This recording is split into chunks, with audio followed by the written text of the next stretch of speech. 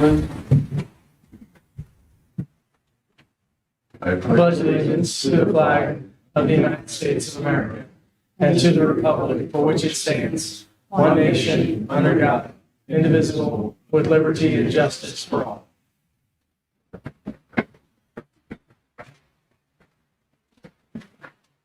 Roll call. Tom Hooper, Here. Ron Gibson, Here. Whitney Tucker, Here. Roseanne Ani, Here. Amanda Schwint, Here. Joe Steiger, Here. Tina Kreitler, Here. Corey Ford. You have a quorum. Approval agenda. Your agenda is in front of you. I'll make a motion to approve. One second. Approve in second. All in favor? Aye. Any opposed? Okay. If you'll look over the minutes of the previous meeting, we need to approve those minutes, please. I'll make a motion to approve. Second. All in favor? Aye. Any opposed? Okay. On to the financial report. We have copies of that in your packet.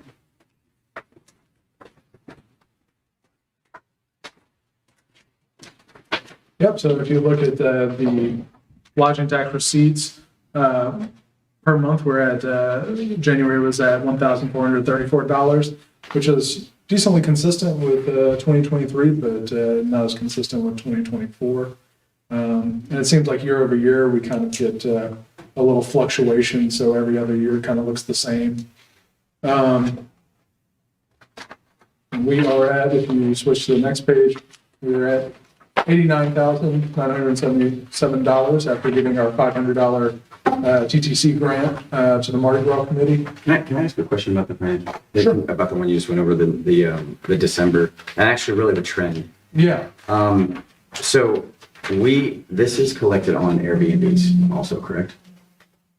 Yes. Okay, so, because, Airbnbs went up in here somewhere, but there's not really a change in,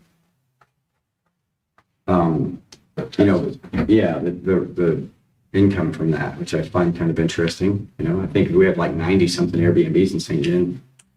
I just gave a report Yeah. to Aaron. It's about 70, Yeah. a little bit less than 70, and that's the whole county. Oh, the whole The county? city has about 30-ish, and the county Okay, has about 30-ish. Okay. You can, So basically, if there's no increase, it basically means that whoever's staying in town is dividing out, so there's really no increase. Yeah, there's not an increase in the people staying, they're just changing from, Well, and some reporting is every 30 days, some is quarterly.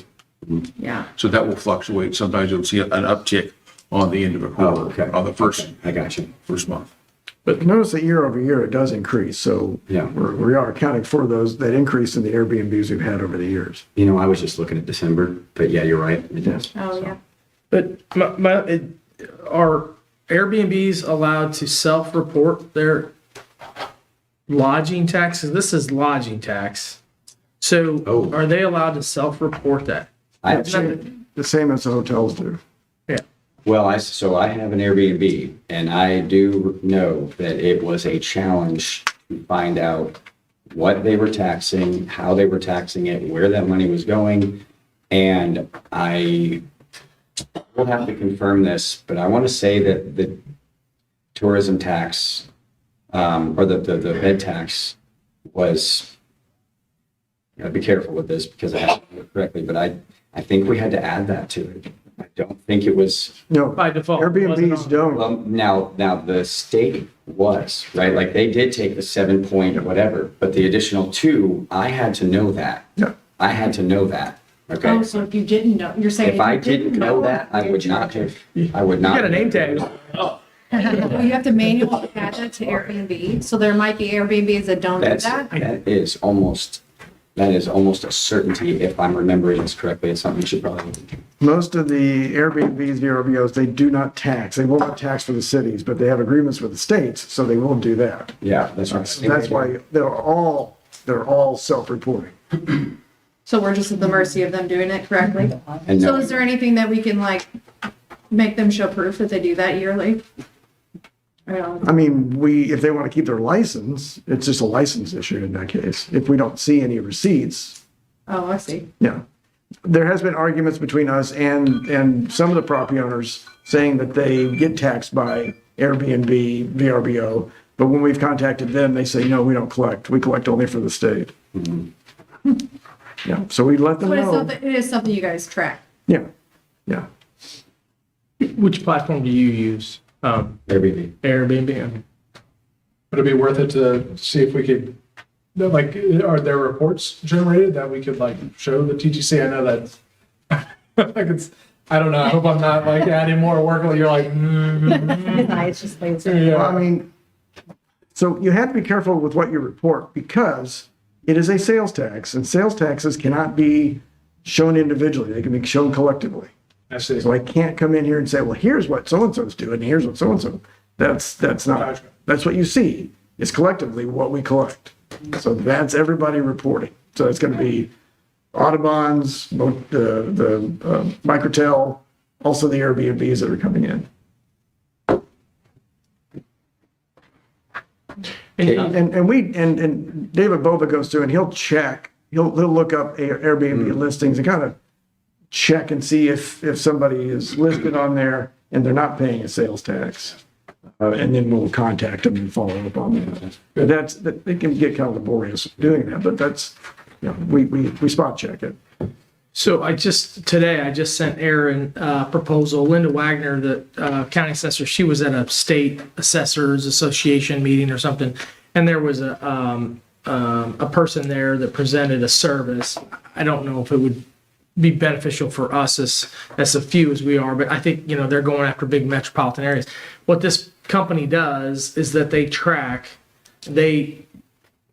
scour, you know, the Airbnbs and the VRBOs listings, and they see how many properties are out there, which ones are booked, which ones aren't. And they actually give you a report of who has a property and how many nights they've booked rooms, because they have a bot, I guess, that goes and scrubs and looks at their schedule and see what's is available. And so I sent you that information. I don't know if that's something that we would really, maybe if we partner with Perry County, maybe it would be something that would be, you know, I don't know, but you can look into that and see if that's something that would be, because I'd be curious how many, I would think most people are pretty honest, but out of those 30 plus that are in the city, how often are they always reporting, you know, are they set up on their platform to automatically have that tourism tax, that bed tax added in to the receipt?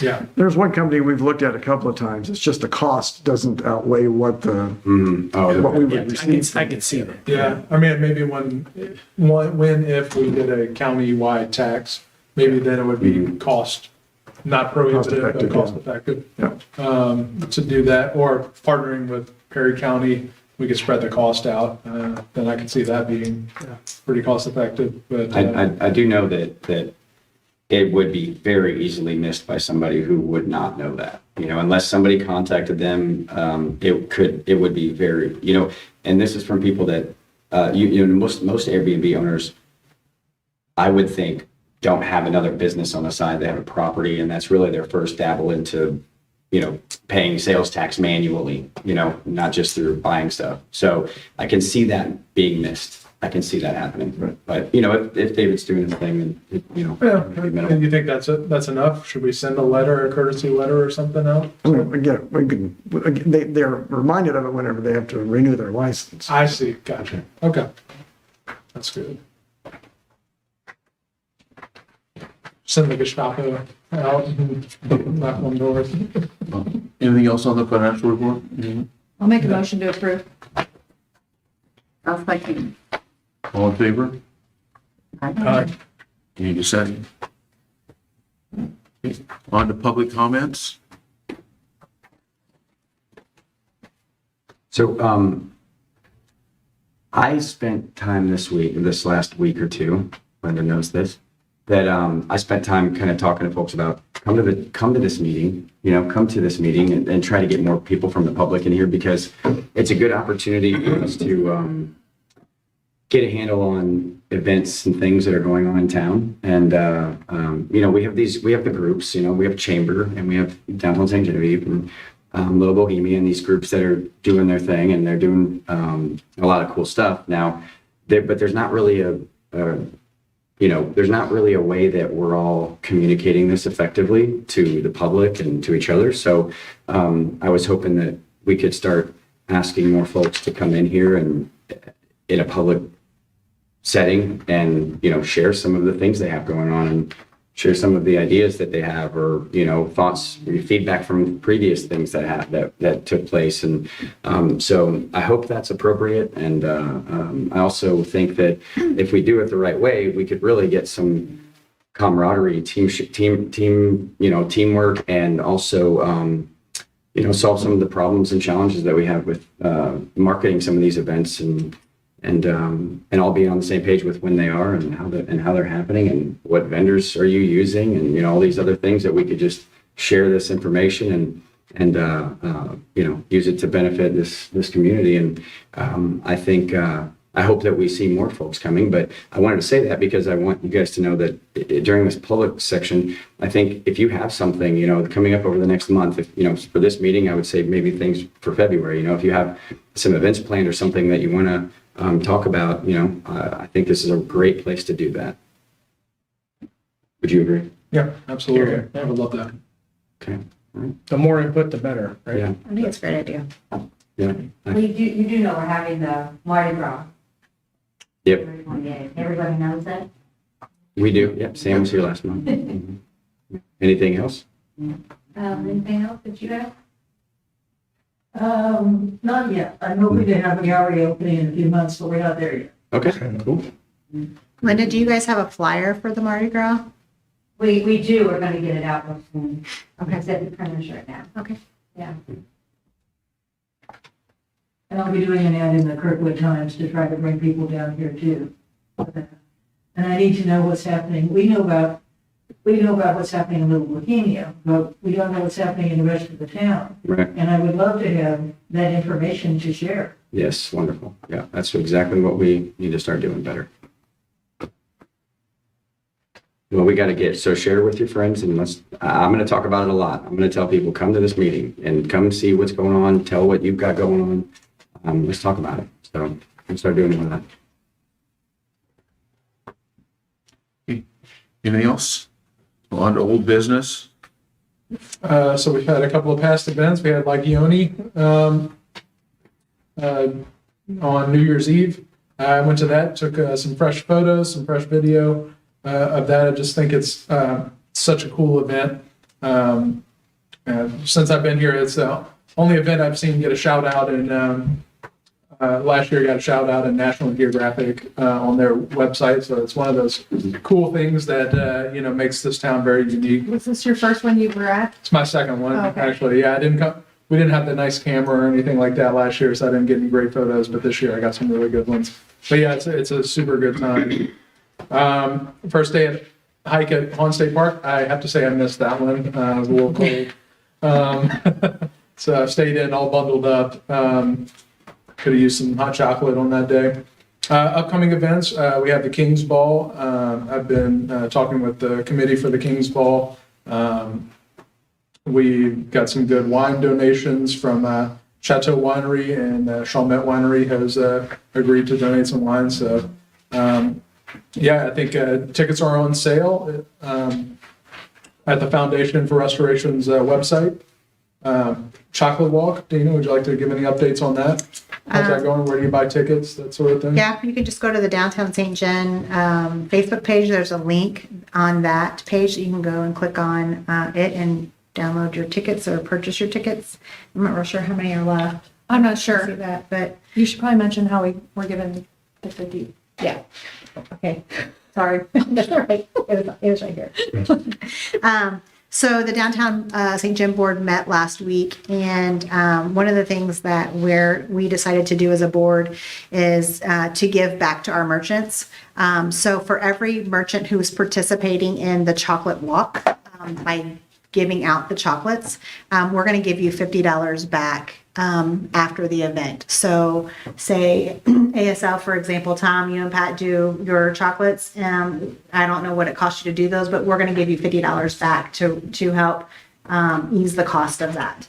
We're doing that to only the people that are participating in the chocolate walk. So if you're not participating in the chocolate walk, then we're not going to give you a $50 check. But we'll ask, we have that list. What's our deadline for participation? What is the 24th, I think. Yeah, so this Friday. Yeah. Right, so this Friday is the deadline to let us know if you're going to be participating by doing the chocolate walk. If you are participating, then we add you to the list, and then once the event is over, then we'll be cutting every merchant that participated and signed up with us. We'll be cutting them a $50 check. So it's kind of like known for the holidays. We gave back by going to all of the merchants, or most of the merchants that were open when we went, in restaurants, and we purchased something and created a giveaway basket, and that basket was valued at about $700. And a local lady won. She has not picked up yet, but she's been notified. But it's just our way, again, to give back to the merchants who give to our community tirelessly all year round. So, and it's kind of our thank you to them. So I felt like it was a very successful event. We learned a little bit. We'll change some things next year, but Chocolate Walk is Chocolate Walk, and I foresee it to be sold out like it is in past years. That'll be on February 8th. Yep, Saturday, February 8th. King's Ball will be on Saturday, February 1st, so a week before that. And then before we go on to the Music City series, I know PJ's at the Antique Mall is having a Cherry and Jerry out on Friday, February 7th. So that's another one to look out for. And then Dina, you want to talk about the music series? Sure. So our 4th year of the Winter Music Series kicks off February 14th, so Valentine's Day. It will run through March 21st. It's only Fridays. So we do 3 Fridays in February, 3 Fridays in March.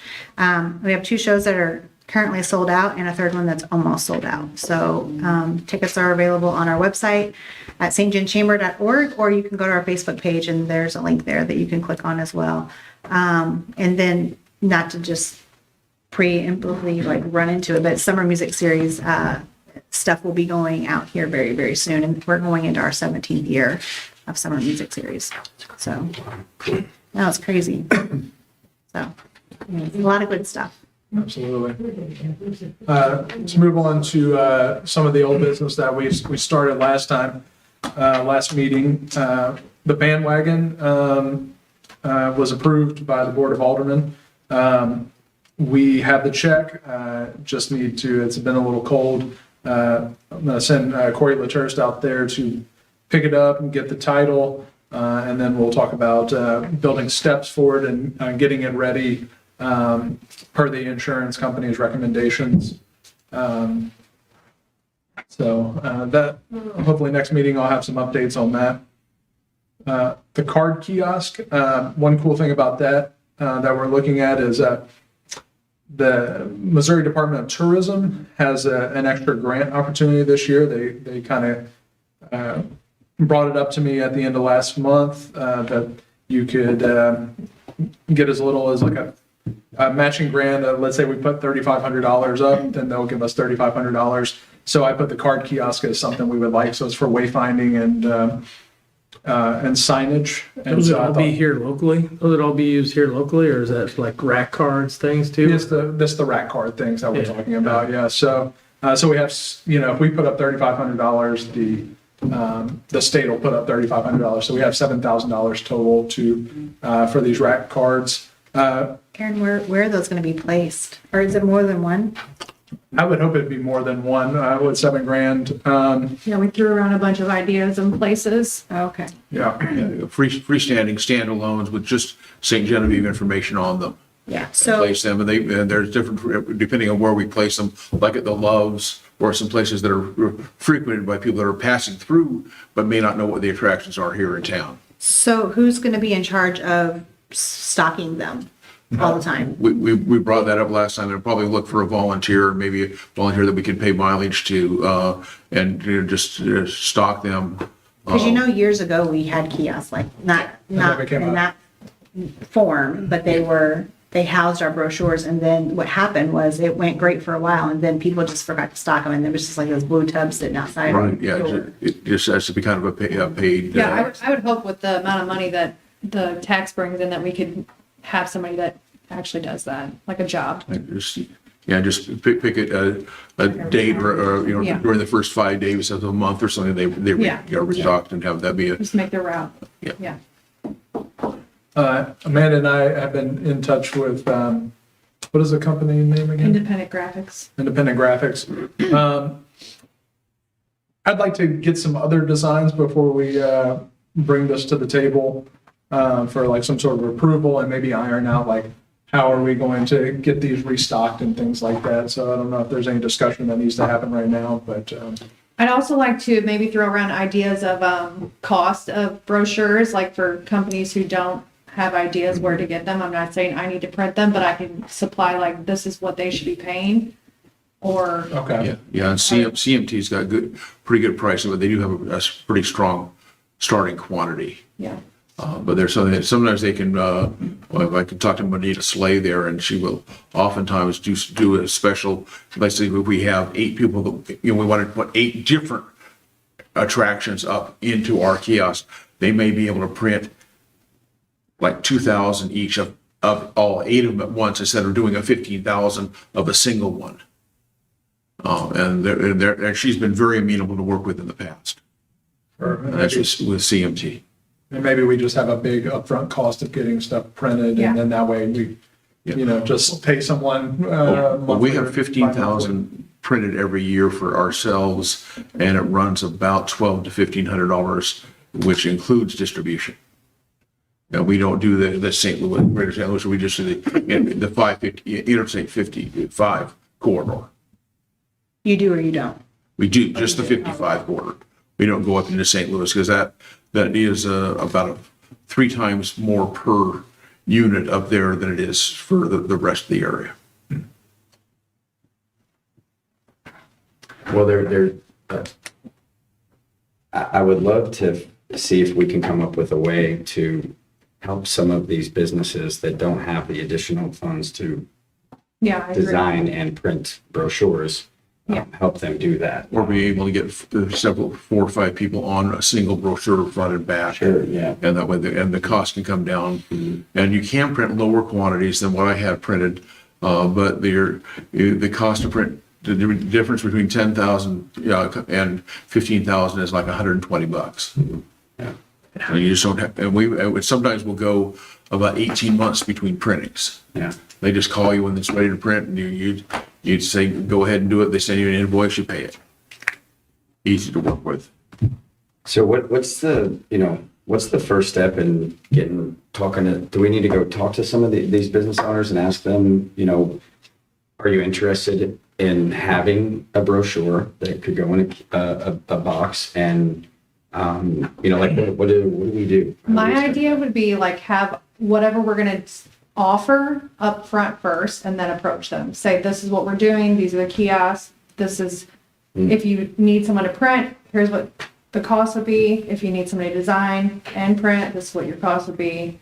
And I guess we need to decide if we're gonna offer, say, the first 500 brochures for every business downtown. Or percentage discount. Yeah, on percentage those of it. that participate. Just start, yeah.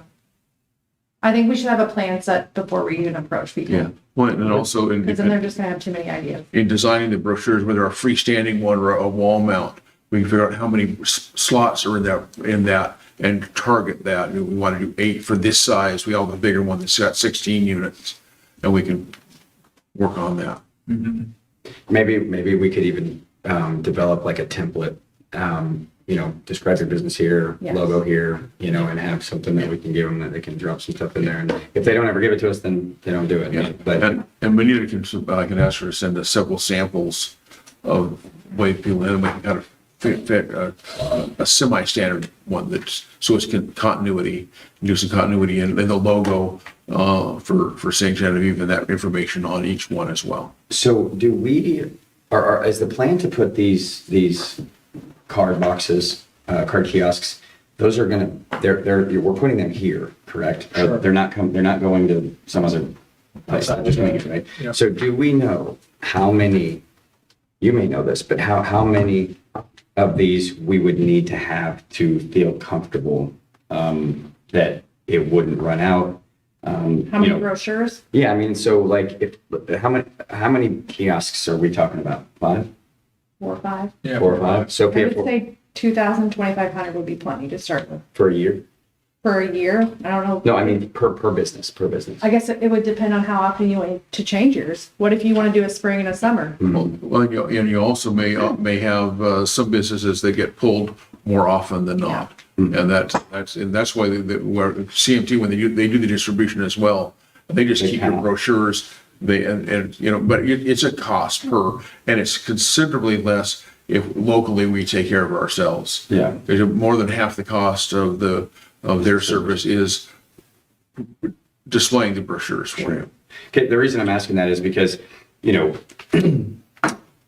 the commission has money to help. So if I would love it if there was a chance that we could actually do this and it not cost these businesses at all.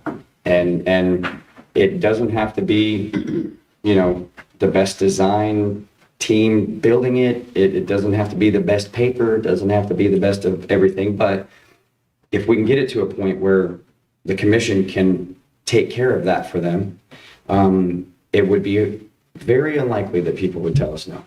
And that would fill our kiosks. And you know, to me, that is a very, you know, normal thing to do when you're trying to drive tourism, you know, to have those. And so it's not, this isn't an outlandish idea to have kiosks with you know, with the brochures in them. So it's right in line with what we're trying to do. So the reason I'm hesitant to talk about that is just because I don't know what that cost is. I don't want to commit to something like that, or at least talk about committing that if I don't know what we're talking about as far as. Aaron, do you think you can email some people and get some quotes? Yeah, absolutely. Are you The CMT will How send you many people? 3? Yeah, how many, price. so how many businesses do you think? 50? I'm just thinking like, I'm thinking spots on the kiosk, 50? I mean, It's a lot. that's a lot. It's a lot, but there's 36 downtown, isn't there? 36 Yeah. Businesses. But not everybody might not want to participate. No, I'm and there may saying be if a way there's to do, 36 downtown, there's at least 50. but there may be a way to do Right. more of a poster or map with all the businesses listed, and then you have the participating ones that want to do the brochures. I would think like having a big list of businesses would be Sure. changing. Okay, yeah, right. Yeah, As soon as you printed it, Yeah. it's somewhat Yeah. awesome. It's, yeah, Yeah. right, no, Actually, I've seen that And one. it'll be the same with the printed brochures. As soon as you print them, somebody's not gonna wanna do it again. And that's just the nature of business. Everybody tries things, and each business works differently. Do we need a motion for you to do that? Sure, please. I'll make a motion for Aaron to send out for quotes. I'll second. What's on what? Just the Brochures. date on brochures? Brochures. Okay. Well, and I And think just do like different quantities. it sounds like you guys are trying to put together kind of a plan for this, for these different kiosks that we'll purchase, and then the printing part of it, and kind of come up with an idea. And I like your idea, Brock. I don't know about giving it all away. Have them, maybe we can subsidize it to some degree. I think they need to have some skin in the game. I don't want Yeah. us Pay the picking, design costs. yeah, you know, some of those things. But I think it would be smart for us to I think, help this along at least Yeah. for the first year or two. mhm. And maybe their skin is the effort to build it, to put it together. You know, Yeah. like if we give it to them and they take the time to go in and, you know, we might have a template, but they go in and they give us a logo, they give us all their information. If they, you know, if they're willing to do that part of it, which really would save us on design and, you know, that effort, you know, we'll see. We'll just have to see what the cost is and see Yeah. what we can. At least from their perspective, I feel like them putting effort into the template or into the thing itself would be, you know, would be for them feel like they are invested in it also. Yeah. And to go to somebody with already a plan instead of, hey, we're going to do these brochures, you have to come up with your own brochures. It's just more that they have. Yeah, to- that wouldn't. Right, yeah. That's what they would. Yeah, we gotta find a good happy medium there. But just Okay, so my motion Microsoft- was to send out for quotes on different quantities on brochures and include rack cards. Okay. Any seconds? Happy answer, right? Roseanne had a second. Whitney Second. seconded. Whitney. Sorry. All in favor? I know. Any opposed? Okay, so Aaron will do that. If you have trouble getting in touch with Millie, let me know. Yeah, no, we're in touch. Actually, I can use your numbers that you gave me to bargain her down. She'll do quantity discounts. Moving on to event surveys, we had talked about some way to embed on our website or find a way to have people, after they visit our events, be able to submit feedback. I spoke with Visit Widget about this, what it would take, when people download the app, how easy it would be if there was a little form that they could link to. And that seems pretty easy. I just have to get a form ready and it'll be on our new website. Sorry, I haven't been able to procure a form yet, but for the next meeting, I will have that. And in the middle of the rebrand, and we finally got that comfortable. And Oh, yeah. on the surveys, is that just the tourism events or is that all events? I would think the stuff that's on our tourism event calendar would be the most helpful, but if we want to do something that's all events, I mean, I was just curious, like, are you trying to hit like Jerdafet, I think we should. Palooza, like all those events? Or Right. you're just talking? yeah, no, the Jerdafet events and things like that. Yeah, Jerdafet, pretty much everything that's French Heritage Festival, the Chocolate Walk, and things like that. Everything that we have on our 2025 events calendar that we give out at the Welcome Center. I think that'd be good, and then you can always just give those forms to whatever committee, because you go to each one, right? Yeah, that's right. Yeah, and I'll show them and get their feedback on that.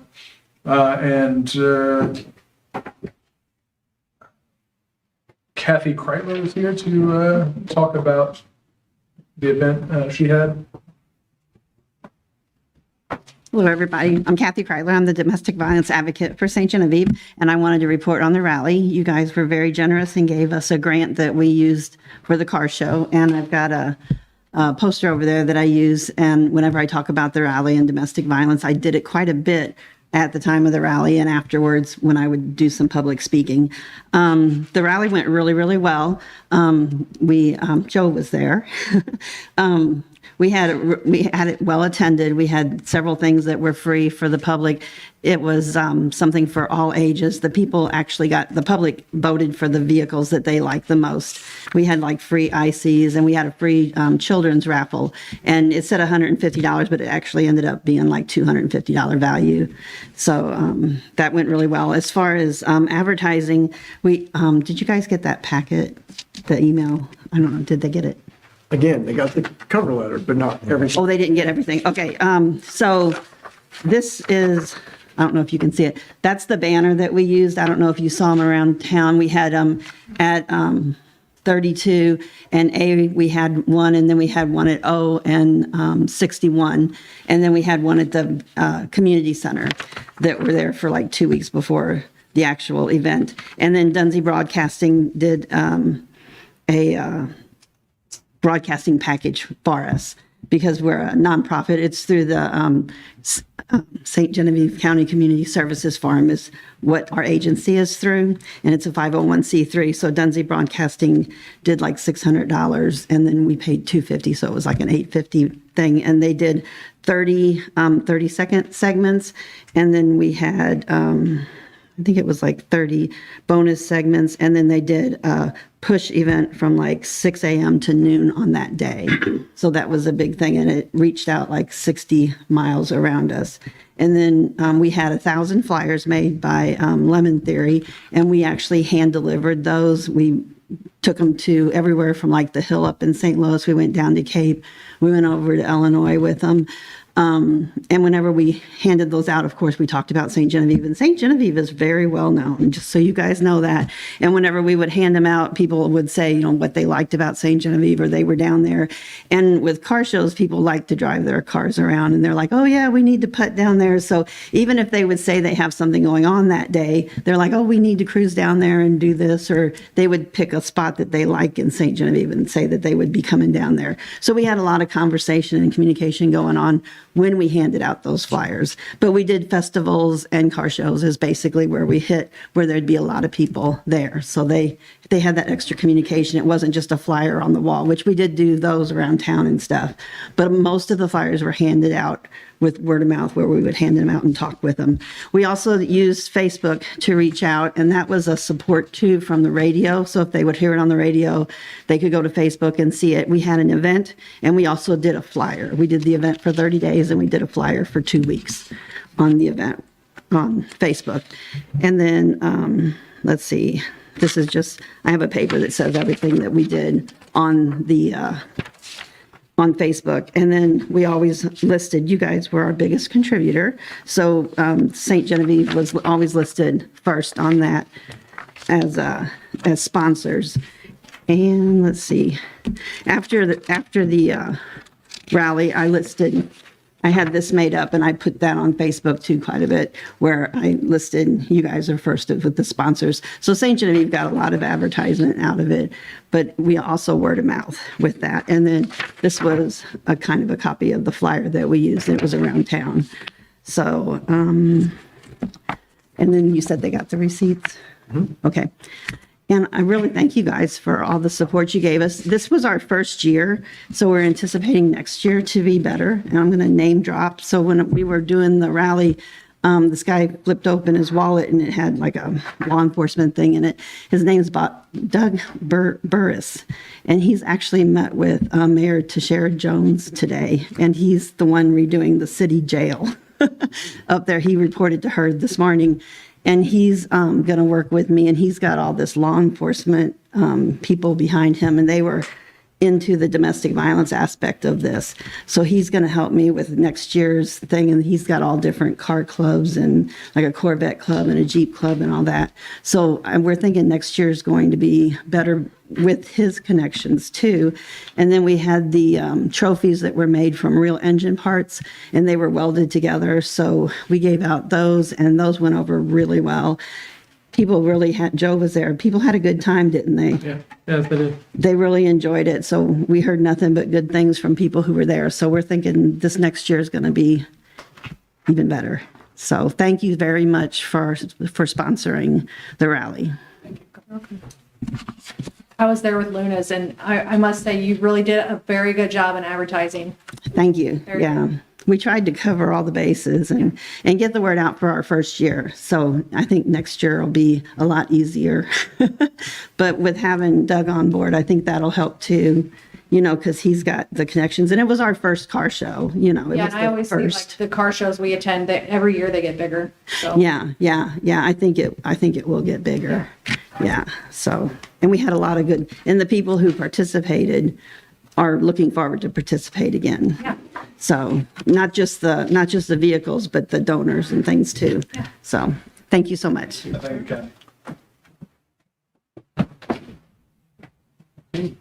yeah, I'm up. All right, so Joe, before the last meeting, asked me to put together a year in review. And I, you know, started with some of the kind of big milestones that we hit during the year, different things that I worked on. All the little things with a little Capal symbol by are things that other organizations either approached me with or took on. So, you know, kind of organic media that we didn't have to chase down or anything like that. You know, you can see the National Geographic article for Lagioni, which I was talking about. And a lot of this stuff, you know, Joe was, I guess, asking like things that I wish I had known or you know, things that I learned. And this whole year was a learning experience. You know, I was hoping to kind of, before I really planted my foot, get out in the community and learn everything that was here. And so, you know, when, you know, kind of halfway through the year, I'm like, you know, the French heritage is super important. And, you know, having this National Geographic article was such a big sort of aha moment, because it's like, you know, I'm not sure how many communities have events or things like that that could get that kind of reach or that kind of acknowledgement. Yeah, I mean, it's a huge thing. You have things like us getting the marketing plan from McDaniels, the small winning the small town showcase with Missouri Humanities. That's a huge thing. And mostly the things that we did a great job on are setting ourselves up for this year. So getting metric sort of tools like Placer AI or hiring a grant writer, taking advantage of the state's grant to go to things like Travel South, and then of course hiring Blacktop Sailor for our rebrand. And then some of the things that I've kind of looked at, part of this year is also looking at what's not working and how to fix it. So in the state of tourism sort of thing, I've kind of, part of my job is working on the marketing side of things. The other part is trying to work on the visitor experience. So, when we're driving people to our website with our marketing or driving people here, we want to make sure that they have an easy flow around town and that the things that we say are here, or, are we lacking on signage? Are we, what are the pitfalls? And so I'm constantly assessing that and reassessing that. And so even after I built this little graphic for last meeting and didn't present it, I have a new perspective on it this month because we're constantly kind of going through this journey of expanding what we're doing. I have this little thing, this little set of molecules kind of intertwined. That's our little tourism matrix. So you can see we've added some things to our tourism matrix as far as we have a videographer now. I've hired a second social media, not a social media coordinator. I hired a content coordinator to work with Hannah. So if you look at our Instagram, even now, I think it's really starting to take shape. We have some standards in place that are really going to make, us more attractive in that realm. So I'm really trying to tighten up the things that we have and attract things that we don't have. And so, adding visit widget, we'll have that app dropping with our website. I'm hoping by the end of this month, but again, we're in the revision phase and we're in the middle of a rebrand at the same time. So things kind of keep getting pushed back on that. And I'll go over that when I get to the actual tourism report. And then brand promise. So, I think what we're trying to do is take all of these different elements that we have and kind of put them under one brand and push that out all at the same time. So I can see St. John, being a more engaging history destination, being a more complete outdoor recreation destination, a music destination. When we have places like the Oris, that is an incredible venue. Nationwide. I've been to probably 3/4 of the venues in New Orleans aren't as good as the Oris, and they have big people that play at these things. The Oris is an incredible venue, and having the wineries and the Beacon will eventually have a great music venue. It could be a music destination, a culinary destination, so I'm trying to take these different things that we could be and kind of push them all at the same time so that we reach some sort of critical mass. So that's, I don't want to leave anything out. So that's kind of been my approach throughout the year. And so, you kind of push one little aspect and then you let that one go for a second. You get it to a certain point and then you get on a different aspect and push that a little bit. So it's slow going because it's a juggling act. But I think the things that we do have in the hopper really align with what I'm talking about. So what's going on right now is we're in the middle of a rebrand, like I said. So we're in the design phase. So Blacktop Sailor has come to me, giving us 3 different logo ideas, color swatches, things like that.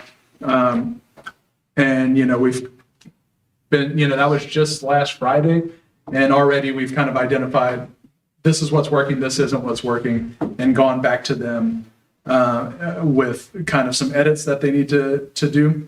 What I'm excited about this rebrand is I really think what we're coming up with is going to be something you can give Danny's, you can give Charlottesville Brewery, you can give Music Art Love, the community center, and everybody, I really like it for the times that are tough when like there's no tourists on the streets and you're going, why did I do this? It'll give a mission statement that everybody can think about and go, that's right. That's why I started my business here. That's why I continue to be here. It's something that's going to be galvanizing for everybody and help us push through those tough times and really come together. And then from there, be able to build a more succinct, unified experience for people. And I truly think that's what we're doing here. And I think we picked the right group to do that. It's just getting the look of everything correct right now.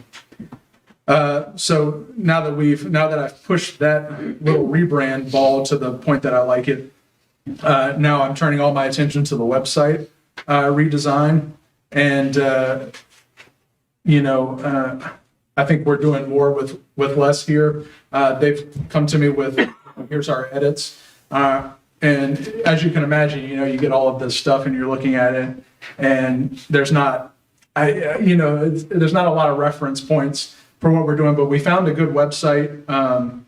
The one for Visit Napa Valley, we're going to try to take as much from that. It's very, when you get your website and you put it against another website, you can kind of start to see, but when you put it against the third website and the fourth website and kind of see how your journey is, how the visitor journey looks when you're looking at those websites, it really starts to clarify things for you.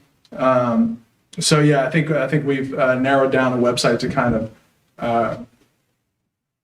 base ours off of. And then once we get that done, like I said, Visit Widget will launch their app, and then it'll be coming up with different marketing material to put places so that we can get people to download that app. So that'll be interesting. The last thing I wanted to talk about, not the last thing we're working on, but the last thing I want to talk about is I'm going for, we hired that grant writer, and we've been kind of trying to isolate different opportunities where to put some energy getting a grant. And the thing that we're going to go for this year is called the Rivers, Trails, and Conservation Assistance Grant. It's given through the National Park System. And it's easier to get if you have a national park in your area, which is kind of nice. But basically, we have all these opportunities for great biking and hiking right off of our downtown. And we'd like to make that more visible and extend and improve trails where we can, especially along the levee. And then, things that are happening analogous to that is like the Rotary Club working on the ferry landing and Wildlife and Fisheries working on that. I think they have a plan for a boardwalk that goes out from the levee towards the Mississippi River. When we have these things being built, how do we put them all under one marketing umbrella? Because of course what will happen is, you'll get a brochure for the ferry landing, go see the ferry landing, and people are like, okay, I'll go to the ferry landing. Oh, I got another brochure. So you end up with 500 brochures for stuff that is all in one area. How do we brand it all together, map it all together, have it under one heading so that, it's one singular thing. And that includes the national park being in that, and some other possibilities for kind of strengthening that corridor. So, another interesting thing is I'm using a language-based AI to help me write this grant. So I've been toggling with that. That's pretty fun. Not important to the grant, but it's just fun to work with that. It really cuts down. I mean, that would have taken me 9 hours. What would have taken me 9 hours took me 2. So it's really efficient use of time. But yeah, that's something I'm going for. We've got some support from the hospital, from the Rotary Club, and a couple of different organizations for that to give letters of support. Yeah. Any questions, concerns? You mentioned a couple things that are interesting. So the Taste of St. Genevieve, are you familiar with that? So we met with Terry Thomas. Thomas about the Taste of St. Genevieve, and I wasn't really familiar with that. And so she gave me the lowdown on it, and what a cool opportunity that is. I really, really like that idea. So, but you mentioned, this, being a foodie place, and then also the trails and all that. I just recently had somebody contact me. I guess it's the same lady who submitted the application, Gina, I guess. Oh, yeah, From for that.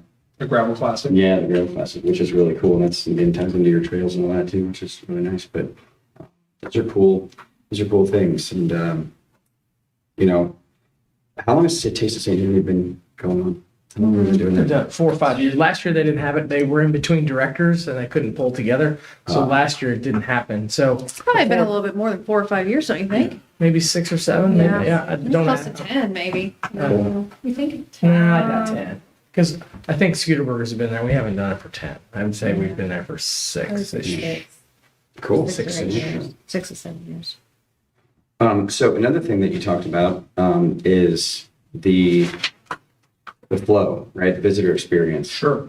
I really think this is a hot topic that we have not discussed very much. That is the actual visitor experience when it comes to where you have the traffic flow and where are people walking. I met with Linda and the North Main Street folks at Little Bohemia this week, and there is something about right there on Main Street that something is stopping people from walking that way, and it has nothing to do with the businesses because they're high quality businesses with really cool stuff out there. But there's something, maybe it's visual. I'm really still trying to get my head around it, but there's something happening there. Maybe it's the trees that are kind of blocking it. Maybe I'm not really sure, but something is definitely, slowing traffic into that direction. Well, there's an interruption of the line of sight by Yeah. the change in architecture. It moves back from the sidewalk, Mm-hmm. and it's just you see that, and you're looking this way, and what you need to see is over here. Mm-hmm. And so it's just, and probably with just some paint, some signage, sandwich boards on the road, out there in front of the shops, Mm-hmm. so they can see something's going on. It's inertia. People stop at an intersection, they look. If they don't see something they want, they don't continue on. Yeah. So I think that maybe this conversation leads to how can we make those parts of town that have these high quality experience places and add lighting or add do something that we can do to make the visual more attractive, that we can get them down that street, because and maybe it is lighting. I'm a big believer in lighting. Lighting attracts people, period, and fire. You can't do fire. So Like what they do in St. Louis, they just close the street altogether and it's like a big walking path.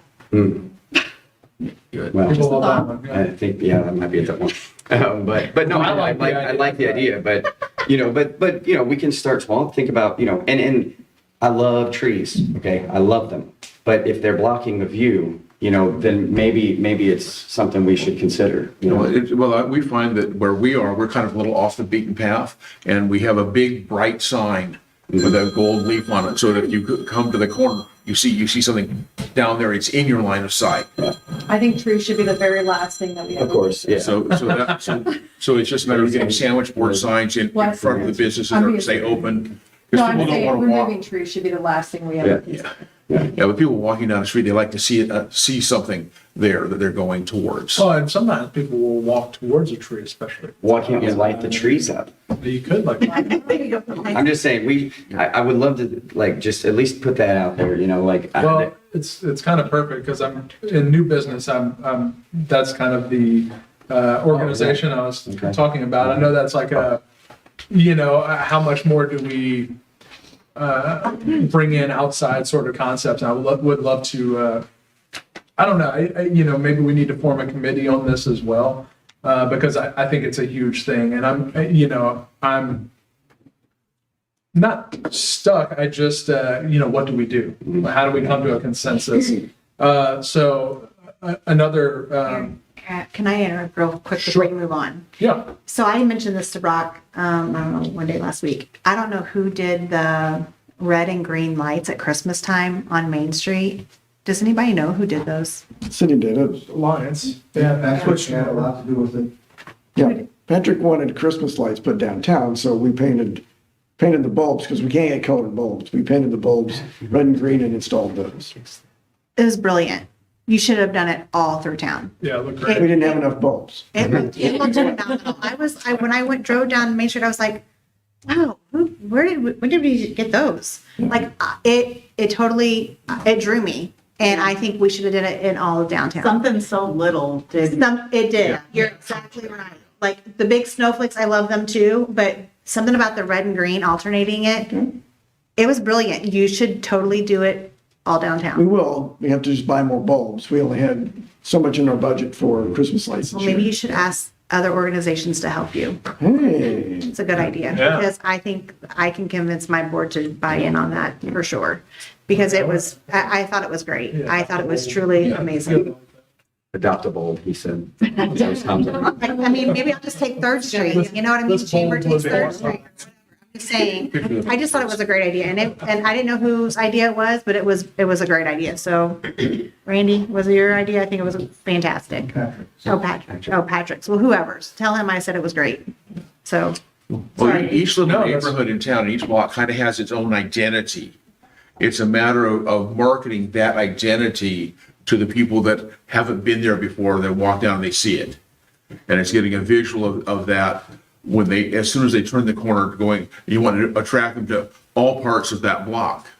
well, the sad part is that we don't have any other visible Christmas decorations other than maybe a wreath or so on the. But that's just for Christmas, though. Right, It's a great exactly, idea, that's what I'm saying. but throughout the year, you have to, Right, and make when it it's attractive. But people daytime, are- how do you also use those same sort of like, because yeah, I mean, I talk about the visitor experience all the time. When I was just a tourist coming here, it's like, the natural flow as you come down, you kind of peek down where the animal's going, like, there's no signs on the buildings, there's just the awnings, there's no signs on the awnings, I don't know if there's anything. And you keep going, and then you drive by the historic sites and they look like boarded up private estates. So you're like, okay, nothing here. You hit the stop sign on Main. The Welcome Center is just camouflage somehow. I don't even think I saw it for the It's first. the landscaping. I've been. Oh, complaining we about should that take for those years. bushes out, Yes. like just open that up. Absolutely. Absolutely. Bushes, I 100%. didn't say trees. I didn't say bushes. I said Yeah, right. Those bushes are creating oxygen for us. Well, and part of And you would it think that the wayfinding signs that we have downtown, but they really kind of just blend in. They do, yeah, you don't And see, they're- and they're yeah. inaccurate too. We should probably, They're Well, visually overwhelming. Yeah. For drivers. There's Their way signs, too their many. font, how many there are. Right. It's more for the walkers, but even then, like you look and you're like, look up to the heavens, and there's like this And by the stretch of time you get businesses, done, and you you're like, forgot what you were looking for. Yeah. yeah, right. You're like, well, okay. I'm just So, gonna go on record saying, I'm not gonna be on record saying we need to get rid of those. I'm not either. I'm just saying that I do think that they just kind of blend in with things because Yeah, they do. we had before Christmas, we had a group in the chamber office and they were looking for something. I'm like, oh yeah, it's on the wayfinding signs. They're like, what sign? And I'm like, yeah, it's oh, they're hard. a sign on the corner. I didn't Right. even notice it. You know, they It's- just literally walk right by it. Right. They should be lit up too somehow, some light lighting or something. sure. And during that. I'm staying out of that. Yeah. Well, so bright contrast, contrasting color. yeah, sign no, or that would something be like that. really expensive to do. So anyway, so you hit that main street, and then you take a left, and then boom, you hit the center of town with Audubon's. Naturally you go, oh, this is it. This is the center of town. Big white building has Audubon's, clear side, and you're like, cool. And then you park there, and then you look down Main Street, and you're like, big gap in St. Jimbo Bay, Herdic House, just dead space. And then you look on the other side of Audubon's, post office, law office, Yeah. dead space, historic houses that are just like private houses, and you're stuck. So there's got to be a way. Well, all the old historic towns are like that. Yeah. When we've traveled and been as a tourist in several dozen of those towns, and they're all you have an area that has attractions, then you'll have a block or two between attractions. Sure. It's a living community. and It's it's not a living- Disney yeah, World yeah, where you exactly. can just Yeah. create everything perfect with perfect landscaping and perfect Exactly. lighting. Well, if you, you know, even in downtown Philadelphia, you've got, over here, you've got the Liberty Bell, and you've got 3 blocks of through department stores and other things like that to get to the city tavern. You have to know that that's the destination that you're going to. Right. Going to this. But is there a way to bridge to all that? You know what I mean? Improvement at least. Yeah, There right. is, yeah, there is. We just gotta come up, we gotta figure it out. Sure. And like the expensive way to do it is what I'm about to talk about next, which is Missouri Main Street connection. It's not super expensive, but you know, again, it's kind of like the RTCA grant that I'm talking about. It basically puts you in touch with some professionals that have resources. So with the RTCA grant, the National Park Service is basically going to give you a staff that's going to come and assess what you have, what's weak, what you need to improve on, and then help identify the grants that are going to, and the money opportunities and the relationships that you should leverage to get the money to execute this. Same thing with Missouri Main Street connection, except that the National Park Service, the RTCA grant, if you get it, it's free of charge.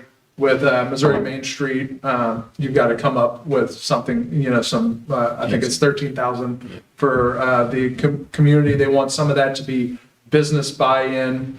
But I think it's a great organization. They have architects, landscape architects. They actually, in some cases, have even, like in Washington, Missouri, they bought a building and turned it into the place where the town has their farmers market. So it's a huge gathering space for it. And it's a beautiful building and they put a ton of money into it. So they do very clever things, but you know, they'll send a team out to assess like, okay, where are your dead spots? Where do you need some tuck pointing, some signage? This building needs to be painted. Let's find the money to do that and help you get there. And I think as a townwide thing, because it is such a like, you know, to get people to ASL Pewter and then all the way to Main Street Inn is a bit of a challenge. And I think with design, we can address that. And this is an organization that will help us. And I've been in constant contact with a lady named Julie Turnipseed. That is a real last name, by the way. Very cool. And so she's, you know, you have to have an organization that's going to carry this. And she was saying, why not your tourism tax commission board? You know, what would they be interested in taking this on? And I had already thought in my mind when I went to this. So you have to go to a workshop that they put on so they can tell you about it. And then, you know, you go back to the organization. And so I was going to ask the Tourism Tax Commission for $6,000 to be able to start this program and then get other businesses to buy in as we go. But I think it would, again, you know, we have basically a one-man tourism department, and we're doing a lot of different things, having any sort of extra help on that front. And this is something that I really think if we get started, you know, of course, they've been working with Washington, Missouri for 30 years now. But man, I went there. It's quite cute, you know, and they've done a lot to, you know, just make the flow of downtown, you know, over a larger amount of blocks than we have, make it really work. So the 13, you said 13,000 the first time.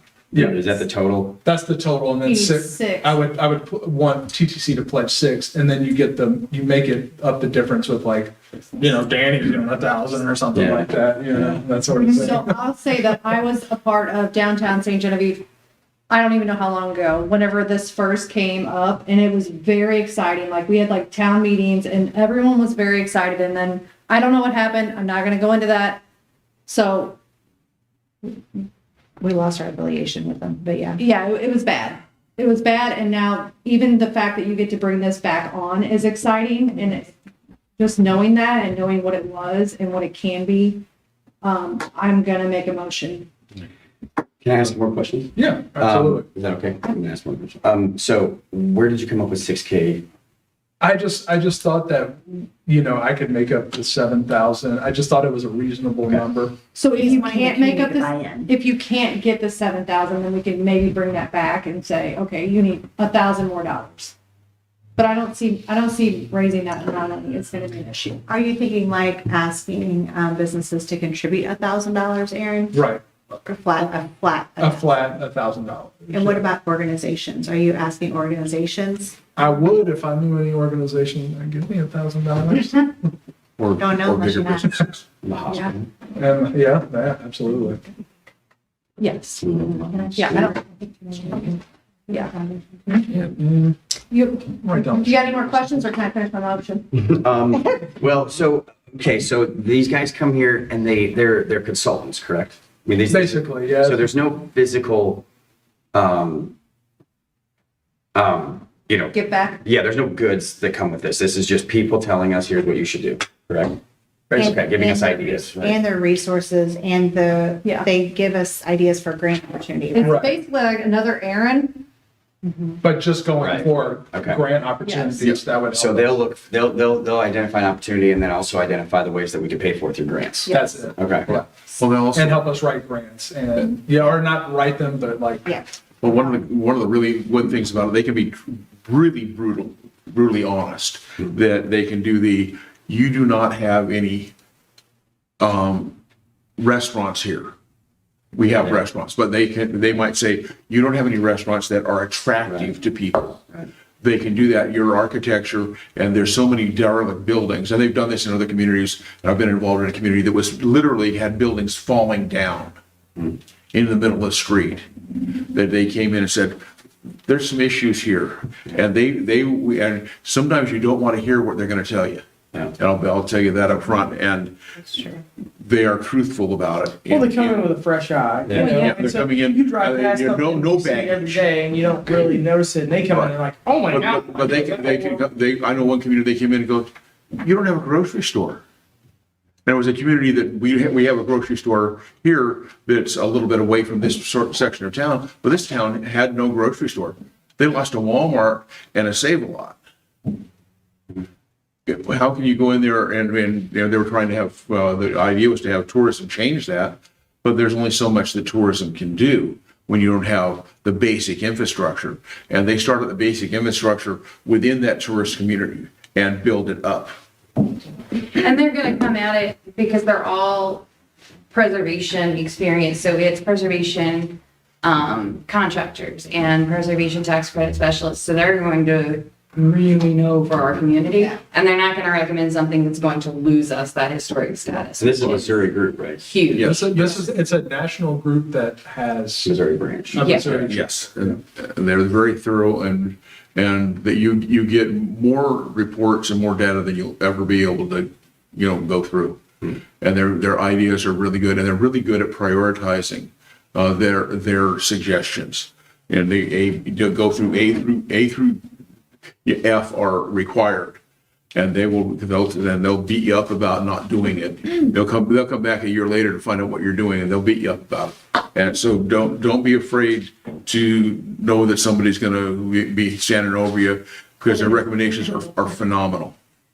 Aaron, is this a one-time fee or is it? This is the one-time fee. Okay. Yeah, yeah, and it's for a 2-year contract, and if you keep your promise, you keep your end of the deal, then you can become an affiliated member, and then you become an accredited member. What's the promise? The promise is, just that we're going to follow their recommendations. They want to see movement on their recommendations. They're not going to give So, us an idea. it's just- is there a way, we could, I mean, I guess we could potentially overuse these people from their perspective. So is there a way they limit us on what they do for us? They basically cap, so this is what do they call it? They call it a 30/70 sort of grant. So they value their services that we're given 13,000 and they value their services at like 27 or 37,000, something like that. So it's a total $40,000 grant. We're paying 13,000 of it. They're giving us $27,000 in sort of consultation and ideas and work on their end, really, because it is to build these reports. Do they count like consulting hours, or are they like, what, or do they promise some out, like what, how do they and we, hold each other accountable that we're, doing what we said, or how do they hold us accountable that we're not asking for too much, so like, what is that? How do they identify that? That is a good question. I mean, I can't answer that. And I probably, if I would have come to this board, which, the board is way more active, now. I mean, this discussion in the past 3 meetings have just been so robust and excellent. But I went, God, I don't even know. I think we went in September. So it's been that long since I've, been in contact with the information. And of course, I don't mean this in a bad way. I just mean like, what are we getting out of it? What are we getting? What do we have to put in? I think it's great. I love it. But this is something we probably, how we hold them accountable, and how they, and really, actually, the reason I brought this up is really thinking about how they hold us accountable, because I don't want to over, utilize them, but I also don't want to underutilize them either. So making sure that we understand that balance, and also, holding them accountable to whatever that is that they say. The last time we were a part of, or started this process, did we pay the 13,000? I think we did. And that's when they came and held that meeting, right? Yeah. So then they had, They came once to we town. paid, then they had this huge meeting. Well, Yeah, they they have start a- with a town hall sort of Yeah. meeting where they get everybody together and we have a come to Jesus on this is what we're promising. That, they lay the terms out then. So what's the time frame? If we decide today, if we make a motion today and we do this, what's the time frame on? I think we submit by February, and we're in the first round of this year's grantees. And then we get started, and then by March they're here giving a town hall. It's about a 2-year process. But yeah, it's a 2-year process, like fully for them to kind of. But it depends on if you're going to become a Main Street accredited program or just an affiliated program. But there's 4 points that they emphasize that you're supposed to follow. And it's a different criterion than what we're trying to do here. What the chamber tries to do. Downtown St. Gen was the initial incubator for it, but fell off because they couldn't follow the requirements. And now it's a different organization, basically, with a different mission. But yeah, I think this is a crucial piece just because, we are talking about working on our visitor experience and what the town looks like and how it presents. And again, Aaron, did you, I might be over speaking, but the last meeting, one of the meetings you were at, we were talking about Main Street, Missouri, or Missouri Main Street. And did Missouri Main Street buy a building in one town? in Washington, Missouri. And okay, that's what you But said. yeah, Not it was, Missouri Main Street, but Washington's downtown did.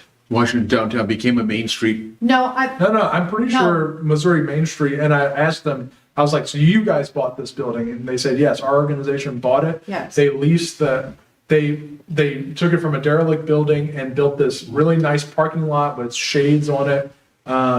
Really great looking shades. And they host the farmer's market there, but they lease the space back to like businesses, like the first floor is for something. And then the second floor is like office space or something. yeah, so I wanted to point that out because that's a bonus to me. Like they didn't have to do that.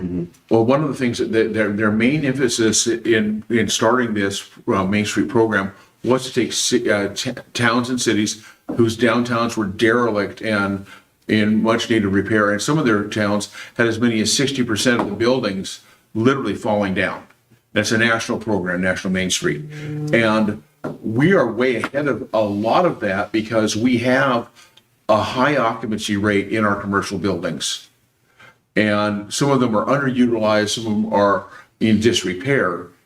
However, they will isolate those things that need improvement, and that gives them. And what's the retail mix? You know what I mean? Right. What's a good retail mix that's going to sustain this downtown as opposed like, you have nothing but bookstores. Let's break it up a little bit. Yeah, if you have 14 nail salons all on one street, there's an issue that they will address, and they'll be real honest with you about it. So they come in and say all this, though. How do you get it changed? Because they could come in and say you have too many coffee shops. Well, what do? You walk around, well, you have to close because you came in No, last. not that. It's just kind of incentivizing, finding ways to. That's what I mean. So there's a vacant building that's an eyesore, but how are we supposed to get rid of it? Well, they help you find grants and contractors that are qualified to take that type of building and turn it into a functional building. Right, they're And kind then of, I it's imagine that long- like our it's very organization long-term. can put out ideas for new businesses. Yeah, and there's since we have a lot of things that are already good in the community, it's a matter of taking those things that need improvement and working on those, because we have so many things that we've done over the years to the community that are kept in pretty darn good shape by comparison to other small towns. Aaron, do they still offer a tax credit consultant as Yeah. part of the package? Yeah. yeah. I mean, it's kind of amazing the breadth of the people that they can bring in. And, Yeah. and like, I bring up the, buying that building in Washington, Missouri as an example, because it's just amazing the lengths that they'll go to find some creative way. Yeah. Like, they're assessing it not from like we're going to force you to do this, but okay, how do we make this work? You know what I mean? In Right. a way, like this is the pivotal building that if this changed, it would it would make that area, more amenable for, it's a catalyst. It's a catalyst point. Yeah. And, okay, we don't have any, okay, I guess we'll just buy it. And so, but yeah, like, they're attracting investment into the town, and they talk about, as you keep beautifying and doing the smaller things, that you will naturally get more investment into your town from that. So do they, how do we pay for that? Do we just write them a check to start it? Or do they expect so much upfront, or how do we? Yeah, I think, so at first you write a letter of intent, that we're gonna, we wanna do this. And then we, find the money, and then we. Okay, so the reason I ask is because, if we say yes and we do this as quick, I would think that we would want to do this as quickly as possible. Do we have to have that $13,000 to put us on the list? And if we do, then we have to round that up pretty quickly, or can we give them the $6K right out of this and then still give us time to? So I think, we write the letter of intent, they let us into the program, and we have 45 days or something from that point to pay. Cool. Love it. Okay, so I will make a motion to write the letter of intent and to commit $6,000. I'll second. All in favor? Aye. Any opposed? Okay. So Aaron, you'll kind of ask. I got City another. Council, another request. Put the chamber in downtown on that list to add. Just asking. Okay. Any other business?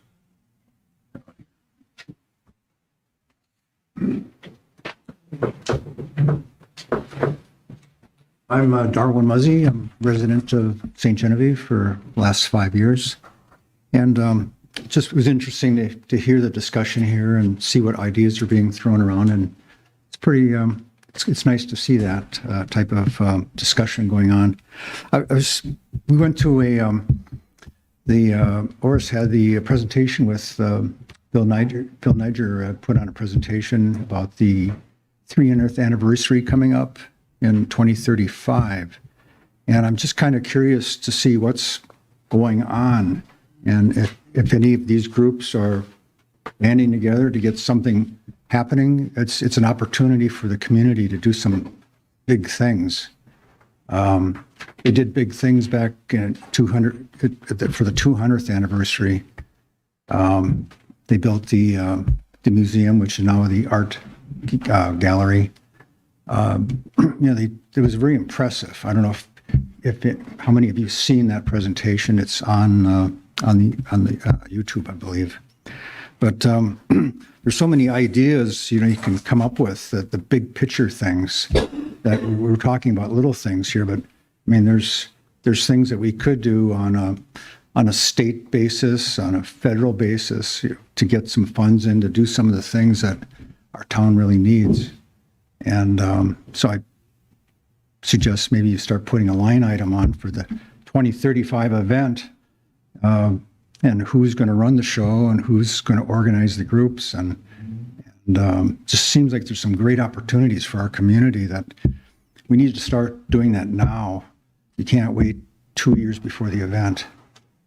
There's some big things that you could do that are, I mean, crazy ideas, marinas and cruise ship mooring cells where you can stop and have a lunch in downtown. I mean, there's all kinds of crazy things you can come up with that might be a possibility. So I suggest maybe maybe that's something we start to think about, and who's going to run that. There's my wife wanted one thing that we've seen kind of a different topic now. The billboard advertisements. Seems like a lot of communities, when you're driving down 55, St. Genevieve is off the main highway. So advertisements on billboards on the main highway, it's stationary. You don't have to have somebody restocking brochures. It's sort of a nice static way to advertise our town. I got lots of ideas. If you ever see me uptown, and I'll share them with you, but I'm not going to go through my madness publicly here. So thank you. Thank you. Thank you. And I don't think it's too early to talk about 2030. It's a good time to bring it up. Yeah, he brought it up at our downtown meeting also, and that got our brains Yeah. going about that. All right.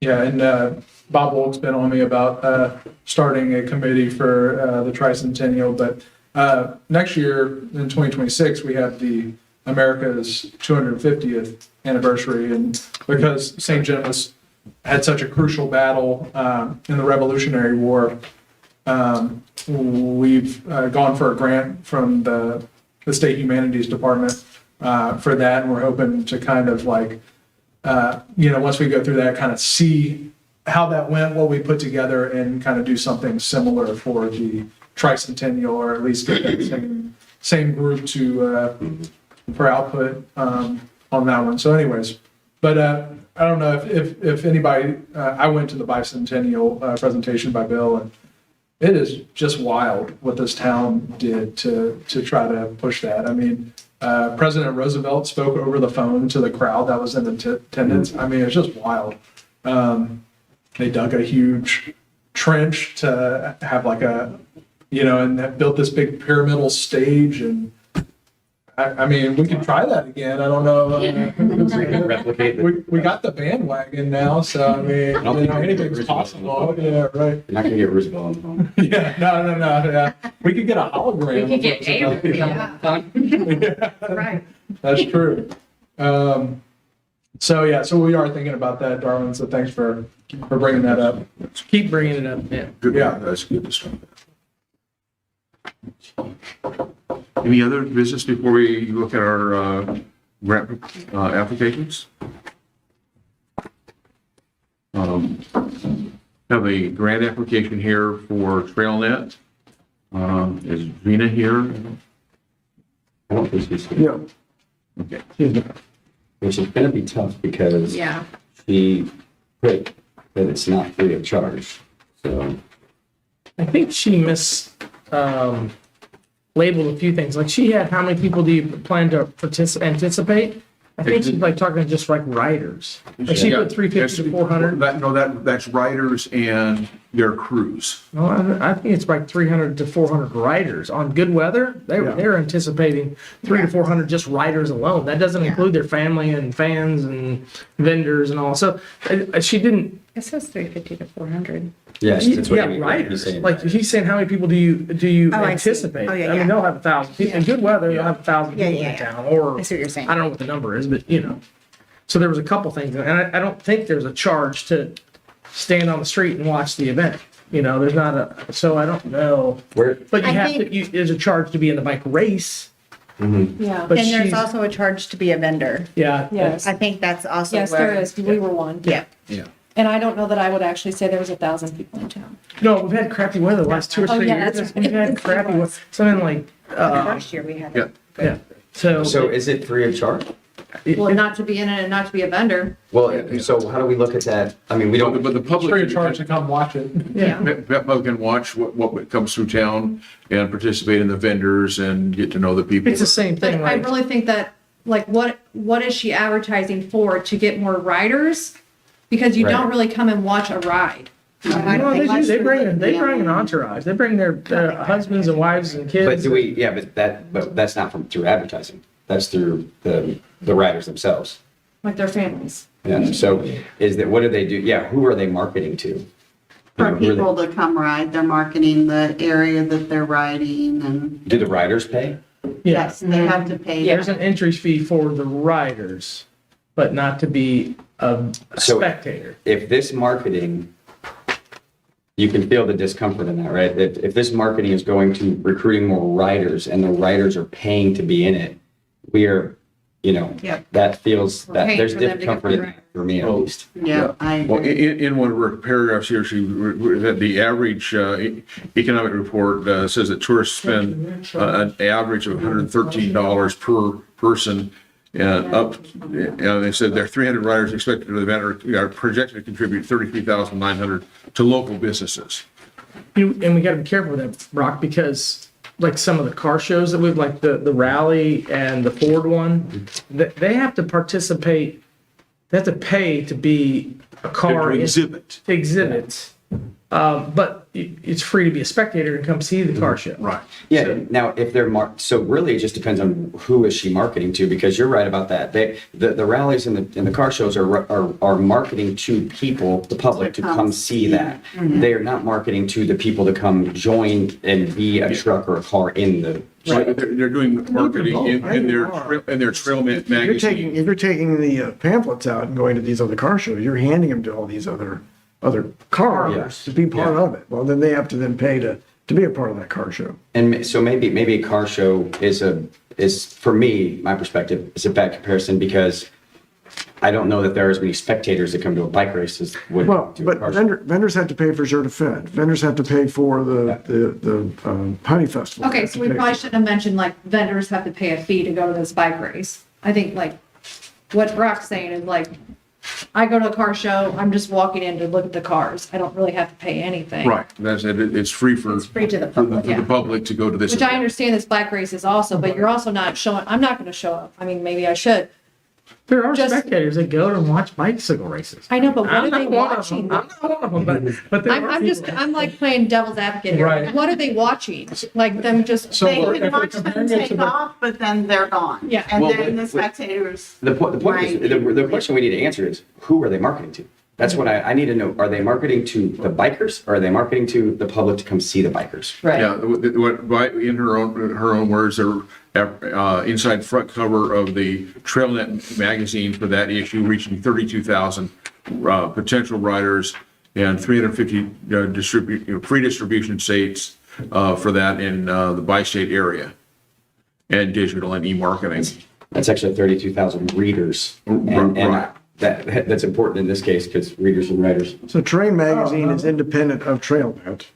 It is a separate magazine, but yeah, it's going to be appealing to those that want to ride in the event, but it's still going to appeal to anybody that would want to Did come. we get any information back from them last year? We did, yeah. yeah. Yeah, I didn't bring it to this meeting, I guess I should have. I didn't think about it. I think everybody who sponsored last year got a report because we got a report, the chamber got a report. Very cool. So I would say, and I'm you can convince me otherwise, but I would say that because they don't require it up front, we have time to ask some more questions. Well, if anything, I think at least we need to talk about decreasing it to 500 since you do have to pay to ride. Yeah, sure, they might bring their families, they might bring spectators, but we've also been talking about the last several years how it brings so many people to Yeah, town, and that's the then those part. families are gonna come back to town. I think maybe once or twice I've ever heard someone say they first came here for the bike race.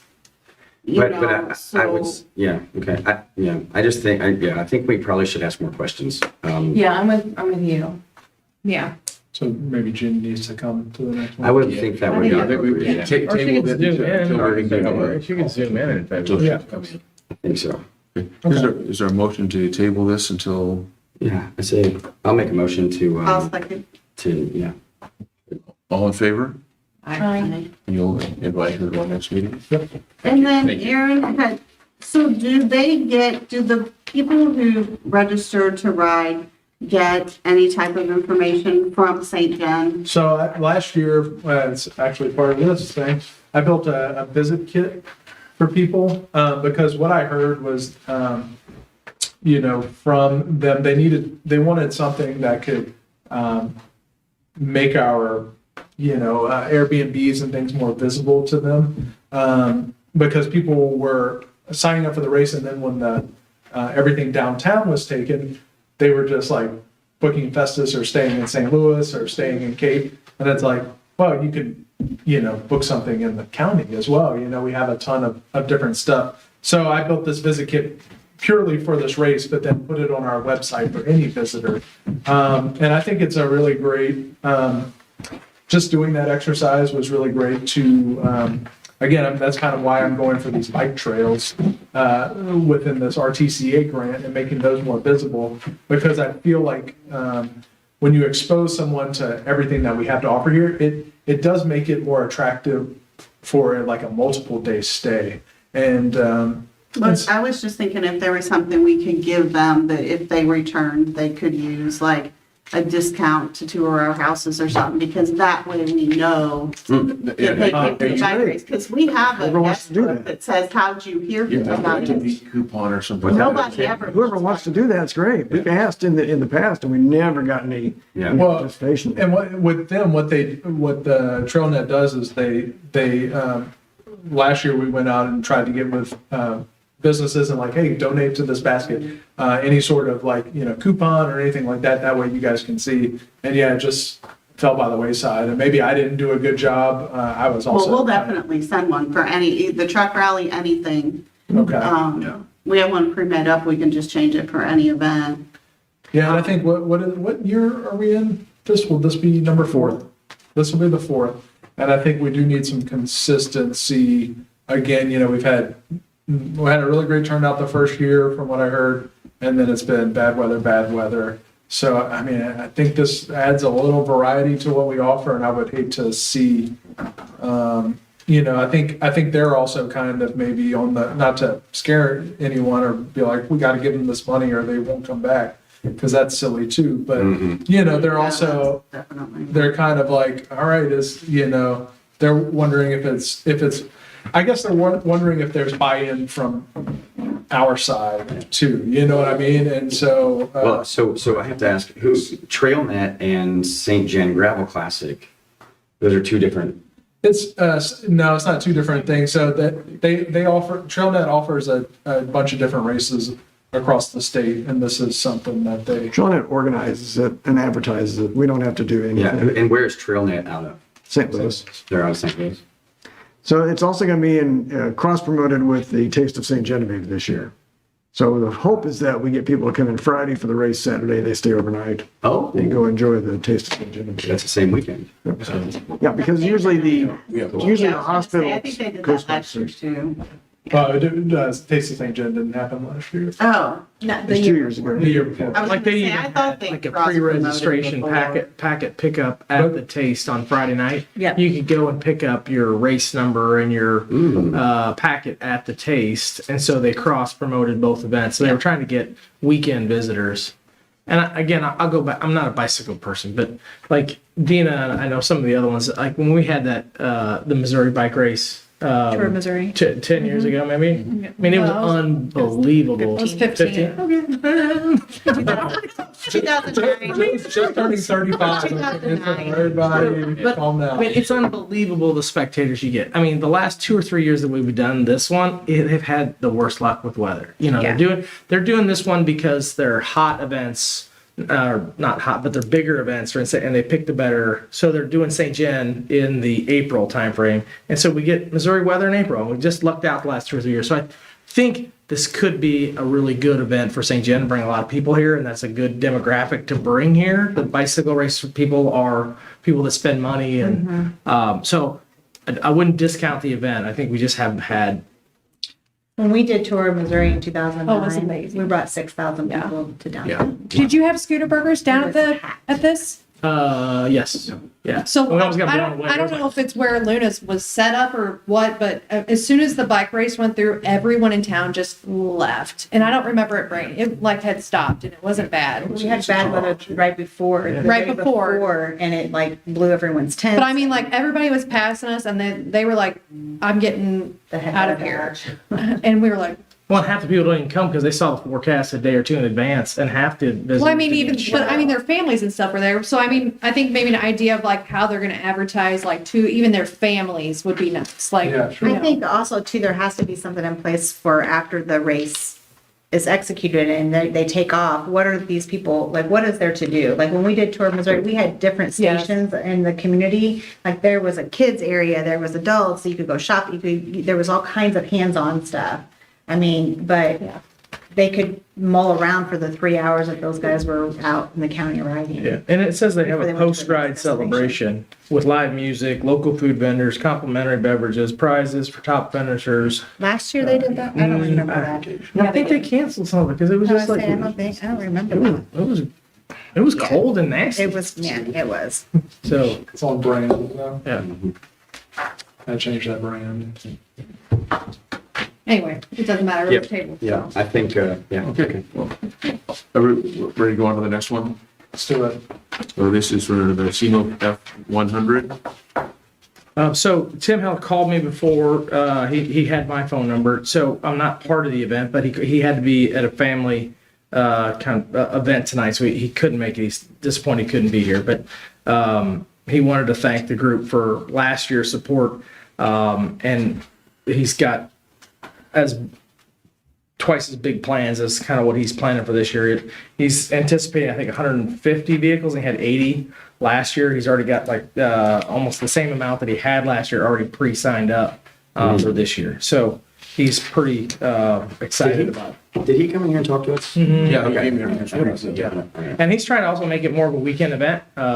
Some of those guys are coming from Kentucky and Tennessee, and they'll trailer the vehicles and they'll come up and spend at least one night over, sometimes 2 nights over. So he's got Yeah, he a had 6 cruise in the different eat on Yeah. 6, 7, 5, 6, 7 states. Says 6 different states are 6 now different states. entered into the, Yeah.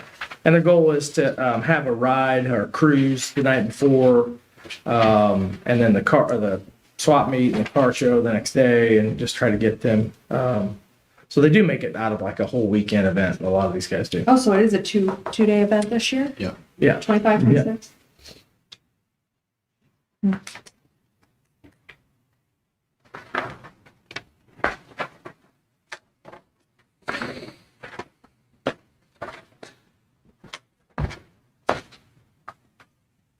And I guess did he turn in stuff from last year?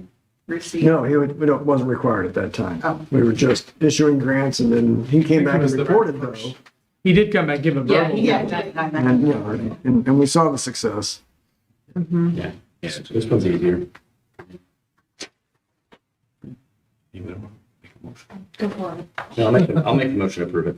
I'll second. All in favor of $1,000 grant for SEMO F100? Aye. Any opposed? Motion carries.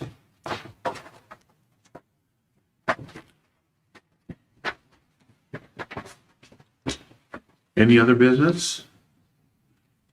Next meeting, February 18th, 5:30, same right here. We could just make a announcement to welcome our new representative, Mr. Ford. Thank you for coming to your first meeting. I'm sure you're like, oh, Yeah, I was kind of unsure of my position here. It's right there, It's right there. on your name. I'm the new guy, so I'm still trying to figure it out. me and you don't really get to do anything. We just represent our That's probably good. entities. You can voice your opinion. We voice our opinions. You get to go back to the, the county commission and go, wow, the TTC, they are really cooking. Yeah. So that'll be good. I'll make a motion to adjourn. I'll second. All in favor? I Aye.